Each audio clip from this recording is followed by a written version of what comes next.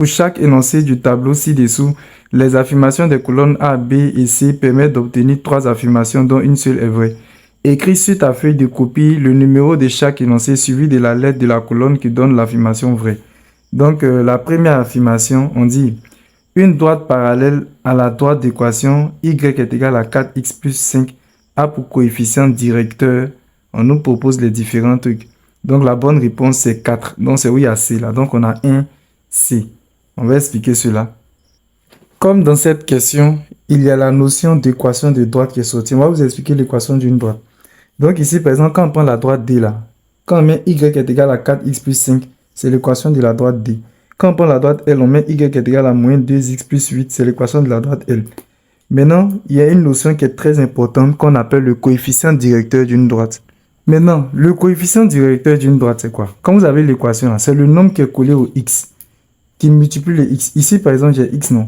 Quel est le nombre qui multiplie les x? Combien qui est collé au x? C'est 4. Ça va? C'est ça qu'on appelle coefficient directeur de la droite. Donc ici, par exemple, le coefficient directeur de la droite D là est 4. Maintenant, si je prends la droite L, ici là, on a y est égal à moins 2x plus 8. Le coefficient directeur de la droite L là, c'est quoi? Je cherche d'abord mon x là, c'est le x là qui est là. Maintenant, quel est le nombre qui multiplie le x? C'est moins 2. Donc le coefficient directeur de la droite L là, c'est moins 2. Ça va, non? Maintenant, pour mieux vous expliquer pourquoi j'ai pris la réponse C là, suivez.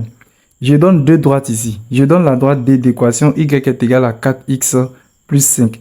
Et puis je donne la droite delta. Petit triangle, on appelle ça delta. D'équation y est égal à 4x moins 3 sur 2. Quel est le coefficient directeur de la première droite là? Le coefficient directeur de la première droite là, c'est 4. J'ai déjà expliqué ça bien. C'est 4 là qui multiplie les x. Donc je vais mettre le coefficient directeur de la droite D là, c'est 4. Maintenant, quand on prend la droite delta, qui a pour coefficient directeur, qui a pour équation y est égal à 4x moins 3 demi, quel est son coefficient directeur? Son coefficient directeur, c'est 4. Donc, qu'est-ce que vous pouvez dire si on vous dit de comparer le coefficient directeur de ces deux droites-là? C'est même 4, 4 là. Donc, les deux coefficients directeurs, les deux droites ont le même coefficient directeur. Maintenant, on dit, il y a une propriété qui dit, si deux droites ont le même coefficient directeur, alors elles sont parallèles. Voici la propriété que j'ai réécrite pour vous. Si deux droites ont le même coefficient directeur, alors elles sont parallèles. Maintenant, on revient dans notre question là. On dit une droite parallèle. Vous voyez, on parle de parallèle déjà. À la droite d'équation y est égal à 4x plus 5 a pour coefficient directeur. La droite d'équation qu'elle a, elle a pour coefficient directeur 4, non? Donc la droite qui doit être parallèle à elle là, elle aussi son coefficient directeur doit être combien? Doit être 4. Voilà pourquoi j'ai pris C. Pour la deuxième affirmation, on nous dit deux vecteurs EF et NP tels que vecteur NP est égal à moins 7 vecteurs EF sont collinéaires opposés orthogonaux. La bonne réponse est collinéaire, donc c'est A. On va expliquer pourquoi c'est A. Ici, la retenue, je vais vous donner l'astuce et puis on va avancer. On dit vecteur NP est égal à moins 7 fois vecteur EF. Dès que vous avez un vecteur qui est égal à un nombre fois un autre vecteur, là, les deux vecteurs sont collinéaires en même temps. Vous avez compris? Donc, comme le vecteur NP est égal à moins 7 fois vecteur EF, alors les vecteurs NP et puis EF sont collinéaires. C'est comme ça. On va donner d'autres exemples pour voir si vous avez compris. Ici, par exemple, j'écris vecteur NP est égal à 10 fois vecteur EF. C'est-à-dire que les vecteurs NP et puis EF sont comment? Collinéaires, parce que le vecteur NP est égal à un nombre fois l'autre vecteur EF. C'est comme ça. Troisième affirmation, on dit dans un cercle, si un angle au centre a pour mesure 30 degrés, alors un angle aigu inscrit qui lui est associé a pour mesure 60 degrés, 15 degrés, 30 degrés. La bonne réponse est 15 degrés.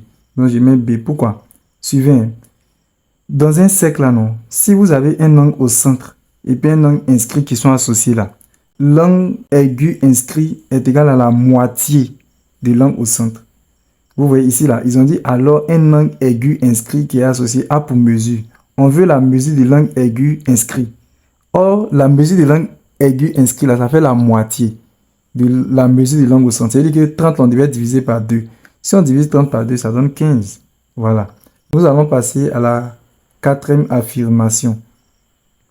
Bon, pour la quatrième question, on ne va pas... Je n'ai pas choisi la lettre. On va expliquer et puis vous allez choisir la lettre. On dit dans le plan muni d'un repère orthonormé, on donne les points A de coordonnées moins 3, 1 et B de coordonnées 2, moins 1. Le vecteur AB a pour coordonnées Donc, on doit calculer les coordonnées du vecteur AB.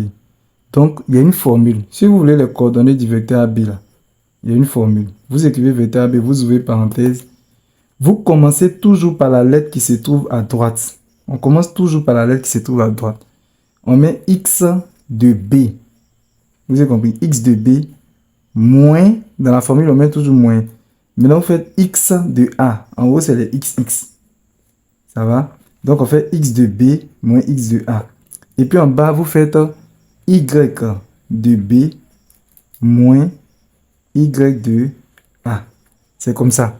C'est la formule des coordonnées de vecteurs. J'ai donné un exemple pour voir si vous avez bien compris.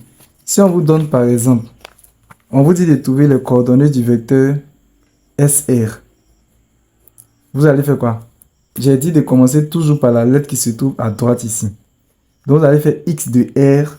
Donc, vous écrivez x de R moins. Maintenant, vous faites x de C. X de S. Donc, x de S.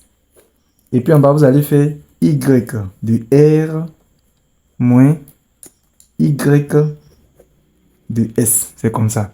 Donc, je reviens sur mon exercice que j'étais en train d'expliquer. Donc, j'ai mis la formule. J'ai mis x de B moins x de A. Et puis en bas, j'ai mis y de B moins y de A. Maintenant, il reste à remplacer. Vous avez compris?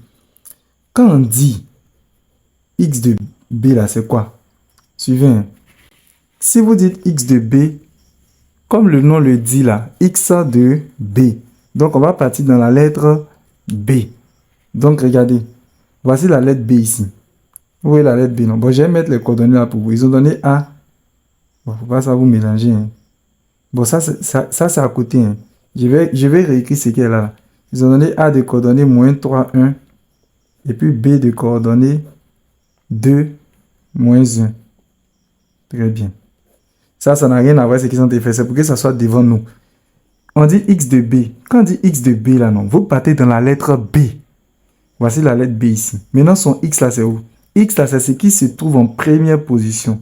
Donc, c'est ça là qui est x de B. On se comprend? Je suis venu, on dit x de B, non, je viens dans la lettre B. Le premier nombre que je trouve là, c'est lui qui est x de B. Donc, x de B, c'est combien? C'est 2. Donc, je vais remplacer x de B là par 2. Je mets 2. Après, on a le signe moins, non? Je mets le signe moins. Maintenant, la formule dit x de A. Comme c'est x de A, je vais dans quelle lettre? Je viens dans la lettre A. Maintenant, comme on dit x là, c'est le premier élément, c'est moins 3. Donc, ici là, moins 3, c'est ça qui est x de A. Donc, ici là, je dois mettre moins 3. Maintenant, attention ici, hein, j'ai déjà mis moins de la formule. Maintenant, x de A lui-même, il y a moins dans son écriture. Donc, ça fait entre parenthèses, moins 3. Et puis, je ferme la parenthèse. Maintenant, on dit y de B. Y de B, je vais dans quelle lettre? Je vais dans la lettre B, parce qu'ils ont mis B ici. Maintenant, les y là, eux, ils se trouvent en deuxième position. Dans B, là, on vient, non?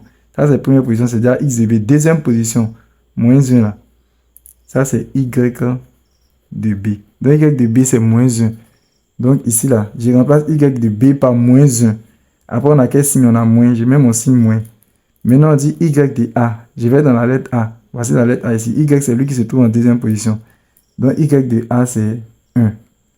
Voilà, donc je remplace ici, là, par 1. Maintenant, le reste, là, c'est pour faire les calculs. Donc, concernant les calculs, on aura vecteur AB qui a pour coordonnées quoi? On va calculer maintenant. Donc, on calcule. On a 2 moins moins 3. Ça signifie 2 moins. Maintenant, ici, là, c'est moins, non? Il y a parenthèse. Parenthèse, c'est comme fois. Donc, on a moins fois moins. Ça fait plus. Donc, c'est comme si dans ce paquet-là, c'est 2 plus 3. Est-ce que vous comprenez? Hein? Bon, j'ai réécrit en bas là. Donc, finalement, si on calcule bien, on aura quoi? Le vecteur AB qui aura pour coordonner quoi? 2 plus 3 en haut, ça fait 5. Et puis, on va en a moins 1, ça fait moins 2. Donc, voici les coordonnées du vecteur AB. Donc, c'est 5 moins 2. Donc, quand on regarde ici, là, la bonne réponse, c'est quoi? Voici 5 et puis moins 2. Donc, la bonne réponse, c'est le C. Parce qu'il y a la lettre C au-dessus. Donc, on va mettre 4C. Donc là, je m'adresse particulièrement aux élèves qui sont en classe de 3e, c'est-à-dire qui passent le BEPC, ou bien ceux qui veulent passer le concours des CAFOP. Parce que le concours des CAFOP en mathématiques, c'est le sujet qu'on donne, c'est ce qu'on donne aux élèves de 3e. Moi, j'ai corrigé les sujets de BEPC de 2015 de 2015 jusqu'à 2025. Voilà, donc pour ceux qui veulent le corriger des BEPC en vidéo, je précise en vidéo. C'est vrai que je vais vous donner aussi la correction en PDF, c'est-à-dire dans les fichiers où ils ont écrit sur le papier, mais je vais faire des vidéos aussi pour vous expliquer les différents sujets. Chaque exercice en vidéo sera expliqué. Donc pour ceux qui veulent cette vidéo-là, ils m'écrivent sur mon numéro WhatsApp qui se trouve ici. Maintenant, quand vous allez m'écrire, vous me donnez votre nom, comme je l'ai dit, vous me dites votre classe. Si vous êtes en troisième, vous mettez je suis en troisième. Si vous passez le concours des CAFOR, vous dites je passe le concours des CAFOR. Ou bien ceux qui font candidat libre troisième, vous dites c'est pour faire candidat libre. Et vous écrivez je veux la vidéo du BEPC. Si vous voulez, vous mettez la ou bien si vous voulez, vous laissez. Et dans la même occasion, je tiens à préciser que actuellement, je fais cette vidéo en 2025. Mais même si vous, on ne sait jamais, cette vidéo-là va tourner sur les réseaux sociaux. Si vous rencontrez cette vidéo-là, par exemple, en 2027, ne vous inquiétez pas, écrivez-moi. Parce que quand on va arriver, actuellement nous sommes en 2026, quand on va arriver en 2026, je vais corriger le BPC de 2026. Quand on va arriver en 2027, je vais corriger le BPC de 2027, ainsi de suite.